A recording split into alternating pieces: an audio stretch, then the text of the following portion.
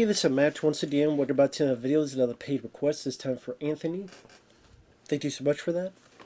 And for those that are interested in requesting any type of videos or topics, commentaries, video games, that what have you, feel free to send it either directly to my PayPal or join my Patreon.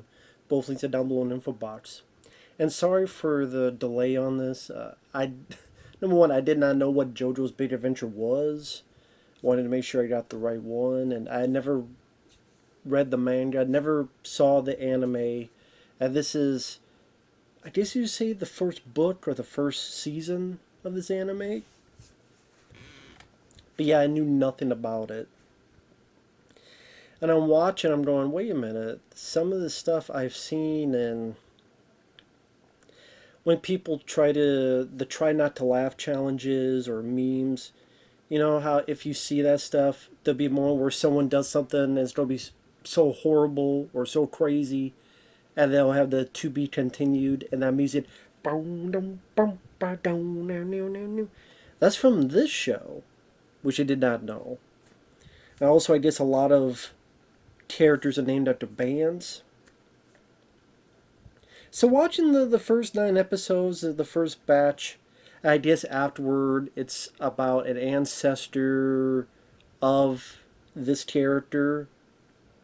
Hence, it's all in a way connected to JoJo's Bizarre Adventure. But like I said, I knew nothing about it. And overall, I didn't mind it for what it was. I did have some fun with it. It is one of those animes where, I guess some would say most animes are like this, but every piece of dialogue is screamed out or very, very melodramatic.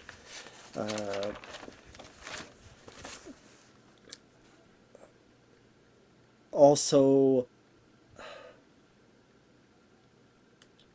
there's definitely some stuff that I didn't see coming. There's definitely some style, nice dynamic style and energy during the action sequences. Sometimes it seemed like certain things rushed by and didn't understand 100% what was going on, or it's like, well, that was rushed, or how did that come about? So sometimes it's a little bit confusing, certain things. I did watch the subtitle version. I read somewhere that the dub is actually, I think, Johnny Bosch, who I remember from this very underrated film. So underrated, I forgot the name of it. But I have the movie here, Broken Fist, also known as Broken Path. Very fun action movie. But I didn't watch that version anyway. I watched the subtitle version. Pretty much the gist of it here in this batch is England, 1868, and this carriage have gone off the road, and all that's alive is the dad and his baby, his son. And this steamy piece of shit is there to steal some stuff, but the dad wakes up and thinks the guy's saving him, so the guy goes along with it. And so, hey, I owe you a debt. And 12 years later, that steaming guy dies, and his son, Dio, yes, referencing Dio the singer, Ronnie James, his father's a piece of shit, dies, but he's become a piece of shit. And the father from the beginning, I owe this guy, he saved my life. You know, he didn't do shit. He didn't do jack shit, but whatever. Your dad died, you come and live with us. But Dio is a piece of shit. He's a summer dirty thief, and he is a dirty thief.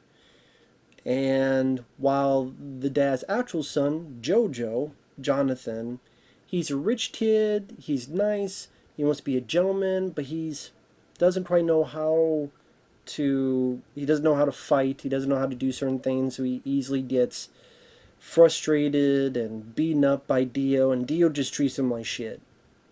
Thinks Jonathan is the pampered asshole, while he's the sweet orphan to be taken in, but he's the real piece of shit, just treating JoJo like shit. I mean, he kicks JoJo's dog almost immediately when he arrives there. he kisses JoJo's girlfriend. He gets him into a boxing match and beats the shit out of him. Tells lies that JoJo's a snitch. So there's a lot of just like JoJo abuse. Just like JoJo, the paper rich kid, but he's like a nice, decent guy, and he just get fucked over every day and twice on Tuesday and 3 times on Sunday. Just get completely fucked over. And I'm okay. I did every dialogue is very melodramatic and very just yelling. Everything is so death defying, every syllable and every word. And the animation I didn't find too bad. Some people I just had complaints about it. I didn't mind the animation of it. Like I said, when I talk about style, like when people get punched, you'll see like color schemes and big Japanese words and things of that nature. Even during fight scenes, there'll be a punch and then the whole background changes colors and just bluntly anime style.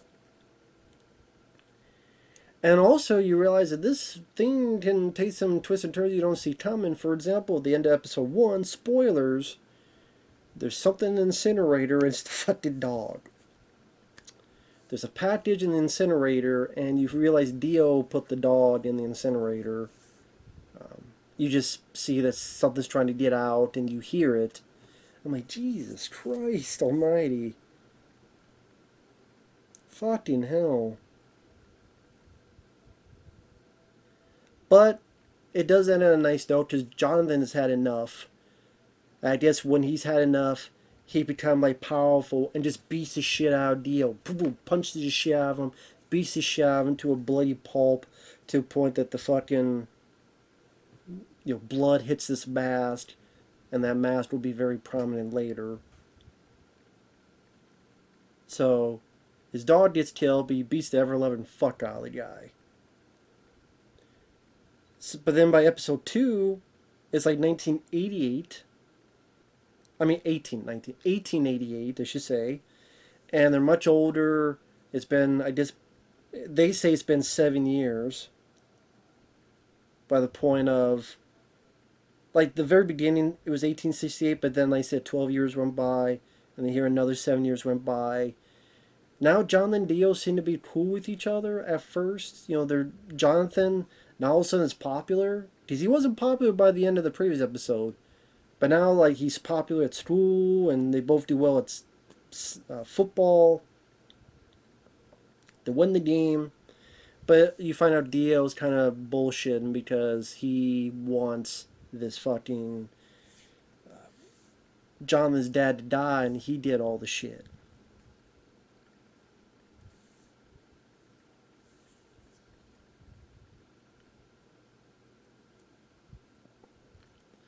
And it's one of those things that I kind of wonder, well, how the hell did Jonathan didn't sell back up after the first episode? How did he get so popular? How did he get so gun-ho with himself? How is he so much sure of himself? Even to the point that Jonathan thinks Dio is poisoning his dad, so he's like, hey, kind of like your dad, huh? Swear on your dad's honor, and that pisses Dio off. Swear on my dad's honor, that piece of shit? And he punches John, but John feels nothing. He takes it like a champ. And through this altercation, he realizes Dio poisoned his own dad, so now he's trying to poison Jonathan's dad.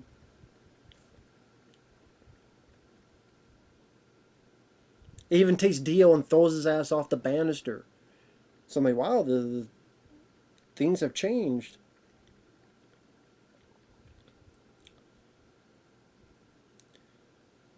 So then it gets to Jonathan wanted to make sure on certain things, dot the I's, cross the T's, and he fights some thugs. Meanwhile, Dio's over here fighting some thugs as well, but he has his mask on and uses it.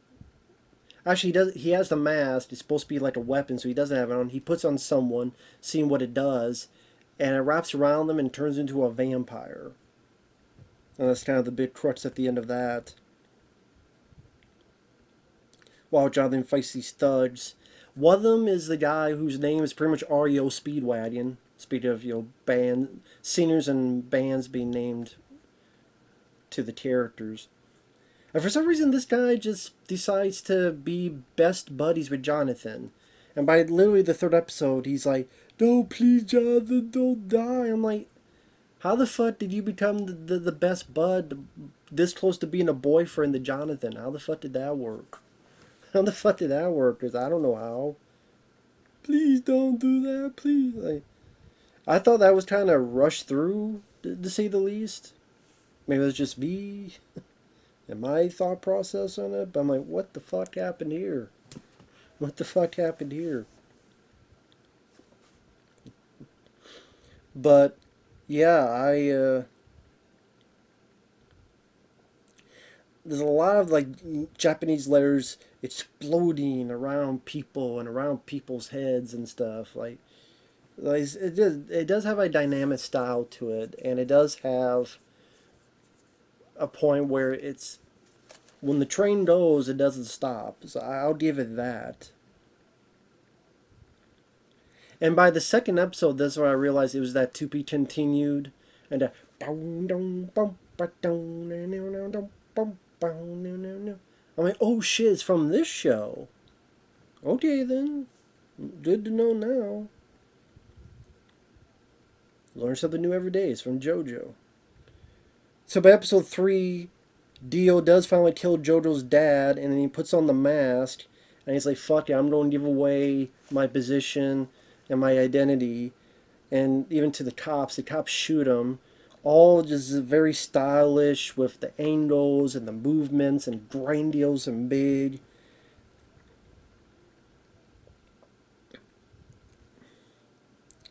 And there's other vampires as well. And now Jonathan, he's able to get a weapon and hold himself up. He even cuts one's head off.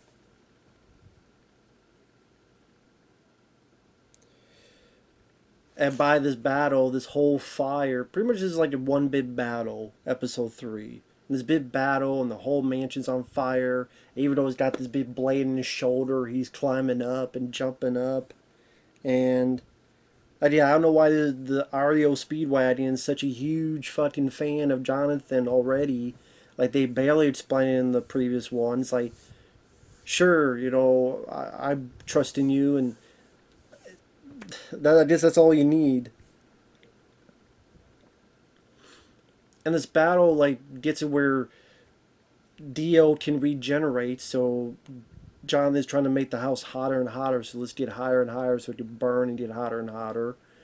And it's like this bit where they fall through, one grabs something, tits Jonathan off, then he grabs something, hooks the guy, pulls him down, and they're falling, free falling. It becomes like the Bill and Ted's Bogus Journey when they're falling, and you're wondering how long they're falling, but that's the joke. Here is like they keep falling, and they keep talking to each other. I'm like, how tall is this fucking mansion? This mansion, by the way they're falling, is like a couple miles. But it's anime, you're not supposed to think about that. But like, they're falling and falling and falling and talking and talking and falling. Jesus Christ, how much is the fall? But Jonathan lands on the side and Dio gets impaled. Which, even though he's paled and all the fires around him, it still doesn't kill him yet. Because we got 6 more episodes. Like episode 4, after the fire, Jonathan's in the hospital. His girlfriend comes back after all these years. We also got Jack the Ripper involved, and Dio turns Jack the Ripper into a vampire. Meanwhile, while Jonathan's with his girlfriend, he meets this guy named Baron Zeppeli, who's got a top hat. Seems like he's going to do magic playing cards, but he has this other type of magic. What the fuck was it called? Almost said Hassan. That'd be funny if that was. That's not it. That's not it. It's not Hassan. It's so bad with fucking names. Haman? I think it's Haman. I always get that shit wrong. I'm bad with names. I think Haman. Anyway, this magic, he's able to heal Jonathan's broken arm. Or he's able to hit this thing He doesn't hurt the frog, but he's able to break the stone below him. It's like, let me train you in this. You got a battle ahead of you. I've been after that mask that's turned this guy into a vampire and turn these people into, I say vampires, but sometimes they seem like zombies as well. And throughout the show, like I said, there's some pretty gory moments in this. Like, for example, those two and the girlfriend's gone away. Those two and Ario Speedwagon, they're in a carriage and they've been stopped and they turn around and there's the driver with like a horse on his head. Like the horse's head's been cut off and put on it. And then one of the bad guys was inside the horse and came out of the horse. I'm like, Jesus Christ. See, I do like some of these, like, what the fuck whiplash moments of, I didn't see that coming. So that is kind of the fun in this.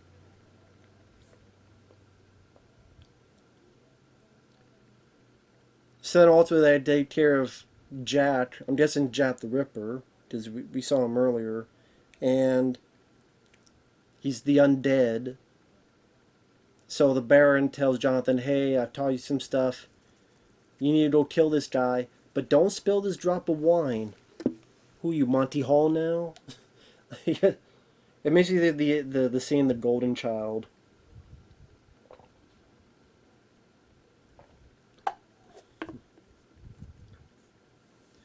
A man's pure heart, you don't drop this water. Hey, this water ain't pure. Neither is your heart. I got the knife. Now turn on the goddamn lights. But he's supposed to kill this thing without dropping a bit of wine, so he senses the guy through the wall. He's able to do a punch which goes through the wall, and pretty much the Jack, the undead, falls back, and then his fucking head melts. So that was kind of fun to see in the visceral, violent way. Uh, Episode 5, the three of them go to this place where there's this pickpocket kid. A fight happens. Then the bad guys come. Dio can freeze people, and the Baron's arm is frozen, and JoJo blocks the blow. And then finally, the bad guy sends these zombie knights. This Black Knight, Bruford, wants to fight one-on-one. We did a backstory on who the Black Knights are and how they were in the past, and they died hundreds of years ago, and now they're back. So it ends with Jonathan's in the water trying to fight Bruford, and by episode 6, uses the turquoise blue overdrive, which strafes the bad guy's head, and the guy comes forward. So our lead, he tits to block the sword, and by ticking the sword to block it, it's able to go back by the energy and melt the bad guy's arm off. Now, sometimes, like, the guy's hair, it'll go from blue to green in certain scenes. Like, later on, it was like, it's blue. I think episode 7, I noticed that. Episode 7, like, sometimes it's blue, then the next scene is green. I just done for stylistic choices. I mean, it would have been nice to see him maybe training a bit more to see how he got this powerful and this good. But I guess, you're supposed to just go with it.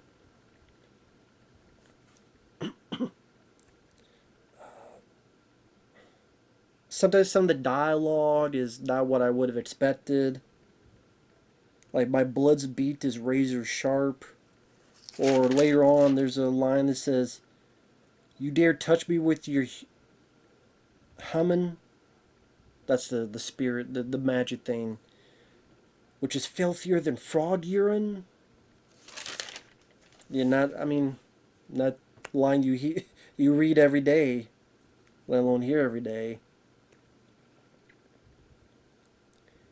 I mean, pretty much episode 6 is fighting the Bruford guy, giving this barrage of punches. The guy's soul is restored, gives JoJo his sword.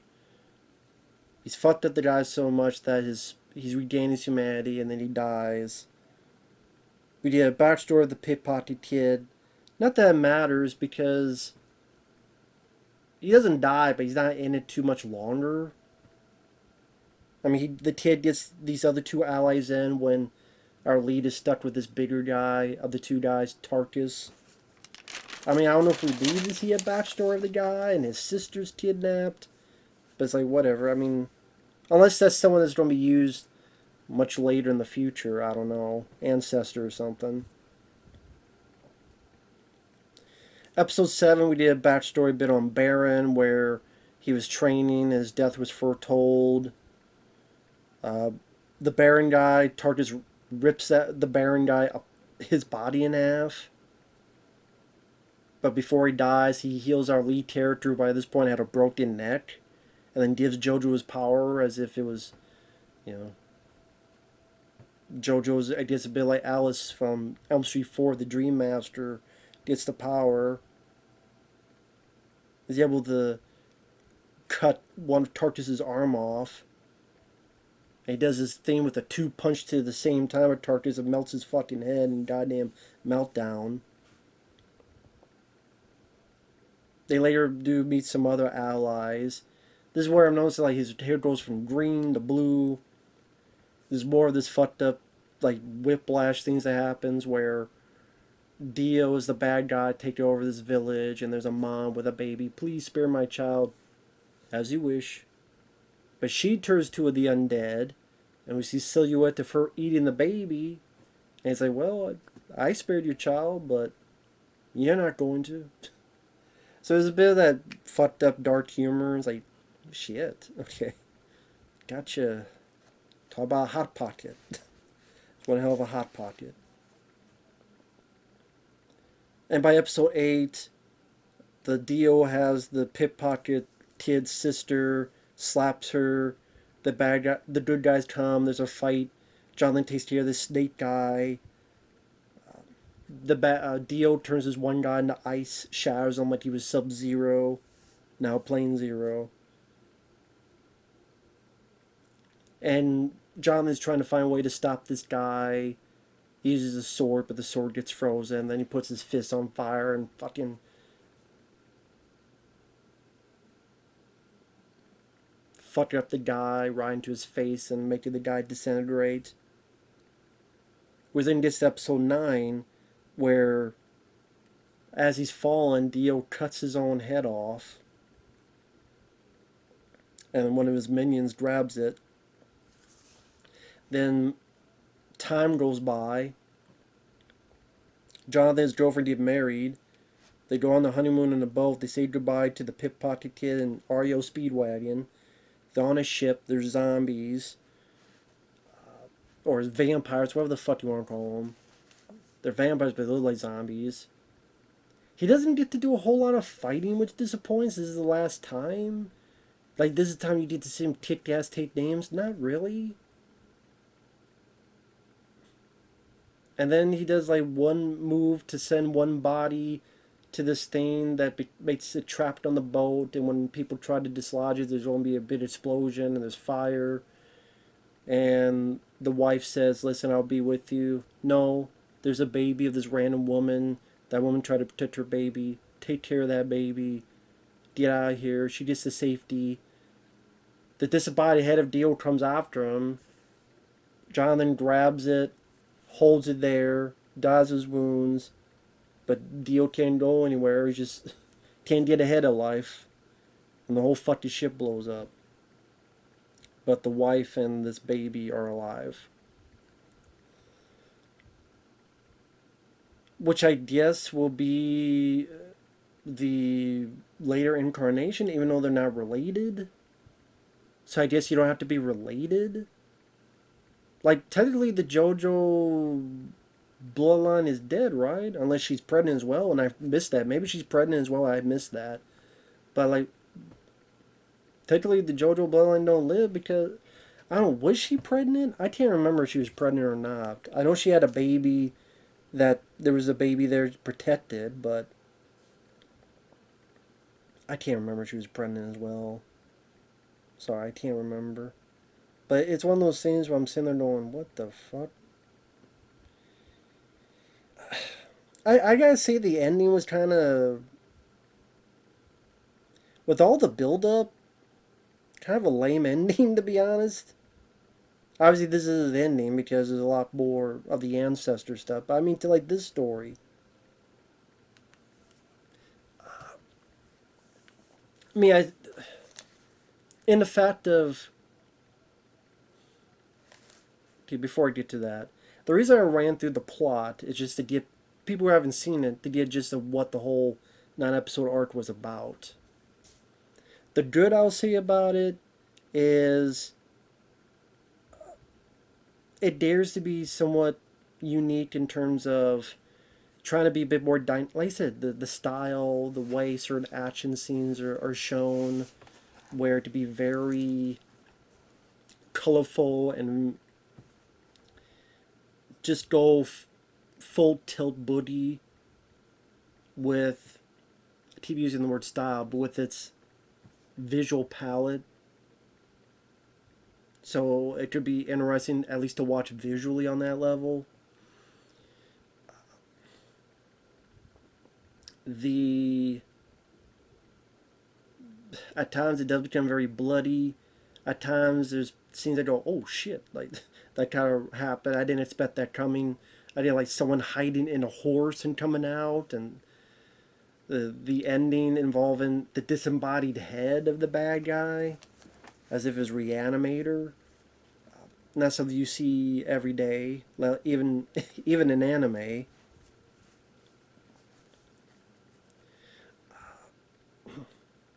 There's certain things though. It was fun to watch for what it is. There are times though I'm thinking, okay, like REO Speedwagon, like how I. It's kind of hard for me to go. How did he become such a big, almost ready to sit on Jonathan's face, or have Jonathan sit on his face? Really, just like so fucking adamant to almost, please, you're my best friend. I'm like, didn't you just meet this guy like 5 minutes ago?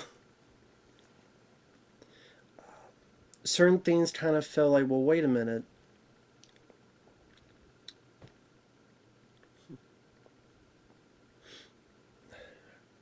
Like Jonathan was this loser who people thought he was a snitch at the end of episode 1. Now he's like the most popular kid in school at uh, beginning of episode 2. That seemed it's like definitely some information missed in there. The certain people introduced and they're introduced only long enough to die. Like the guy who can fight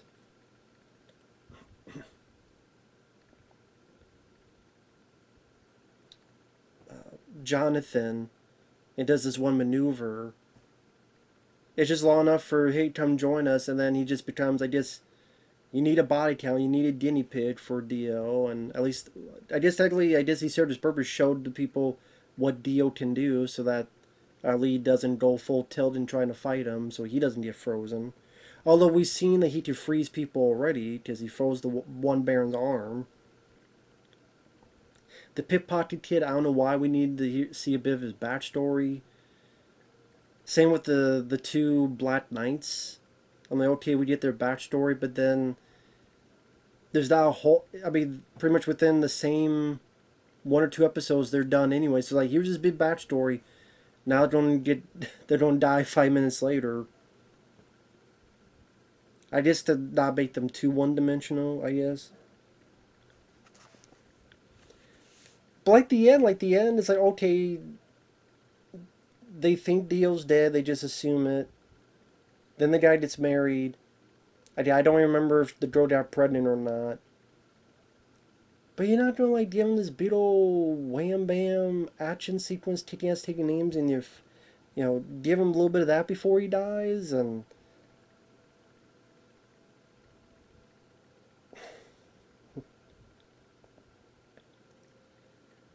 it felt like episode 8 felt more like an ending than episode 9. I guess that's the way I put it. Like episode 8 felt more like an ending.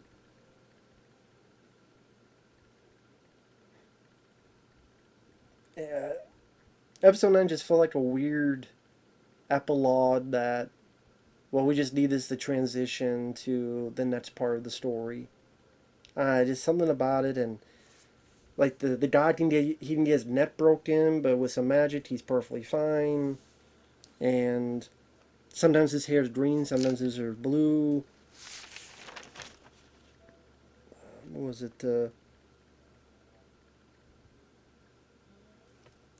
Like he's learning a little bit of this training, and by the next one, he's like 10 times more powerful than he was before, just out of the blue, it seems. It's one of those that maybe I'm just not supposed to think about it much. On a visual level, on an energetic level, it definitely kept me intrigued to see what would happen next, what crazy shit was going to happen next. I mean, technically there is an ending. The good guy stops the bad guy, gives his own life for the woman his love, to get him and this baby to safety. And of course, that'll be continued to the ancestors and such later. It's nice to know where that to be continued meme theme came from.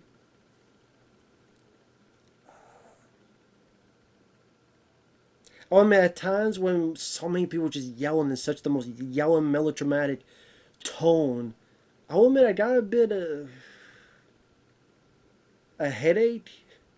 I'm not even lying. I got a bit of a headache when these people start yelling. I'm yelling because I'm being serious. Like every episode, like every character. I mean, you say that's anime, but just like I don't know, kind of, kind of headache after a while. But did I mind it? No, I did not mind it. I thought it was interesting to watch. Like I said, I didn't know this had a big cult following. Never read the manga. Don't know anything about the stuff in the future. Jonathan, I mean, we don't really know a whole. We know a little bit of his background and his past, but like a character, as in personality, or quirks, or likes and dislikes. There's not a whole lot we know about him, other than he wants to be a gentleman. He loves his girl. He wants to stop Dio. Even less so about the Speedwagon, like Ario Speedwagon. That's pretty much his name. He's a thug. They try to beat up Jonathan, but then he wants to be Jonathan's best friend out of the blue. And some elements like Jack the Ripper. Oh my god, Jack the Ripper is a vampire. And then it's like, with one action scene that's kind of gone now. I'm like, that seemed like something that would be utilized a lot more, Jack the Ripper being the undead, but you know, as soon in the same episode he's kind of brought up, he's kind of done for.